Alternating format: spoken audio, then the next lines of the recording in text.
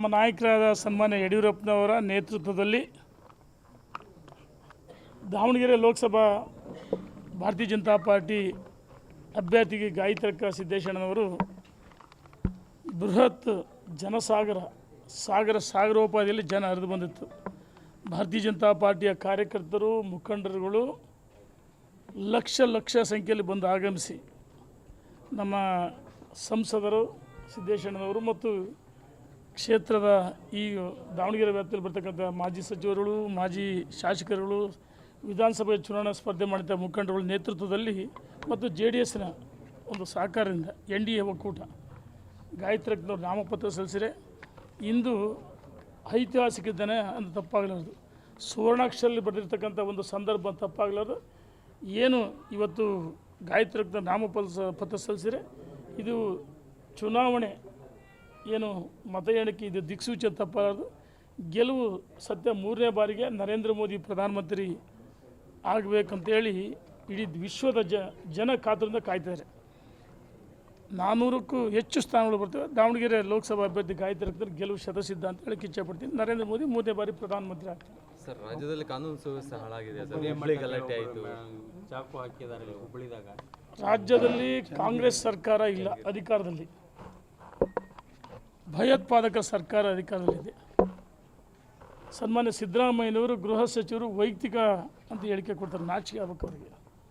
ಒಬ್ಬ ಮುಖ್ಯಮಂತ್ರಿಗಳಾಗಿ ಗೃಹ ಸಚಿವರು ಜವಾಬ್ದಾರಿ ಸ್ಥಾನದಿಂದ ಹೇಳಿಕೆಯನ್ನು ಕೊಡಬೇಕು. ಈ ರೀತಿ ಹೇಳಿಕೆಯನ್ನು ಕೊಡೋದ್ರಿಂದ ಮತ್ತಷ್ಟು ಜನ ನಿಮ್ಮನ್ನು ಈಗಾಗಲೇ ರಾಜ್ಯದಲ್ಲಿ ಭಯೋತ್ಪಾದಕ ಸರ್ಕಾರ ಇದೆ. ಯಾಕಂದರೆ ದೇಶದಲ್ಲಿ ಇದೇ ರೀತಿ ಮಾತಾಡಿ ಕಾಂಗ್ರೆಸ್ ಅಡ್ರೆಸ್ ಇಲ್ಲ. ರಾಜ್ಯದಲ್ಲಿ ಇದೇ ರೀತಿ ಹೀನಾಯ ಸ್ಥಿತಿ ತಲುಪಿದರೆ ಯಾವುದೋ ಕಾರಣಕ್ಕೆ ಇದು ಲಾಟ್ರಿ ಸರ್ಕಾರ. ನೀವು ನಿರಂತರವಾಗಿ ಹಿಂದೂ ಯುವಕರು ಹಿಂದೆ 2013-18ರವರೆಗೂ ಸಿದ್ದರಾಮಯ್ಯವರು ಮುಖ್ಯಮಂತ್ರಿ ಆಗಿದ್ದಾಗ ರೈತರ ಆತ್ಮಹತ್ಯೆಗಳಾದವು, ಹಿಂದೂ ಯುವಕರ ಕಗ್ಗೊಲೆ ಆಯಿತು.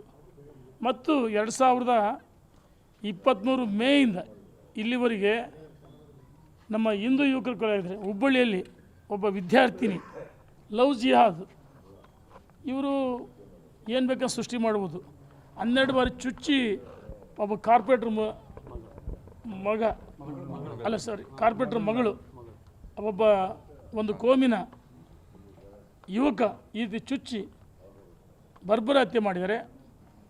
ಚನ್ನಗಿರಿಯಲ್ಲಿ, ನಲ್ಲೂರಿನಲ್ಲಿ ಇದೇ ರೀತಿ ಹತ್ಯೆ ಆಗಿದೆ. ಗದಗ್ನಲ್ಲಿ 4 ಜನ ಆಗಿದೆ. ಚಿತ್ರದುರ್ಗದಲ್ಲಾಗಿದೆ, ಬೆಂಗಳೂರಲ್ಲಾಗಿದೆ. ಇವತ್ತು ಲವ್ ಜಿಯಾದ್ ಇದನ್ನು ದುರ್ಬಳಕೆ ಮಾಡ್ಕೊಳ್ತಿದ್ದಾರೆ. ಕಾನೂನು ಸುವ್ಯವಸ್ಥೆ ಬಿಗಿ ಇದ್ದರೆ ರೀತಿ ಆಗಲ್ಲ. ಬಹುಶಃ ಇಂಥವ್ರನ್ನ ಈ ಸರ್ಕಾರಗಳು ರಕ್ಷಣೆ ಮಾಡೋದಿಲ್ಲ ಆಗ್ತಾರೆ. ಏನು STP ಇರೋದು, PFIನ ಬಿಡುಗಡೆ ಮಾಡಿದ್ರು. ಇಂಥವ್ರನ್ನ ಮುಲಾಜಿಲ್ದಾನೆ ಗುಂಡಿಕ್ಕಿ ಹೊಡೆದಾಗ, ನೇಣುಗಂಬಕ್ಕೆ ಏರಿಸಿದಾಗ ಕಾನೂನು ಸುವ್ಯವಸ್ಥೆ ಸರಿಯಾಗುತ್ತೆ.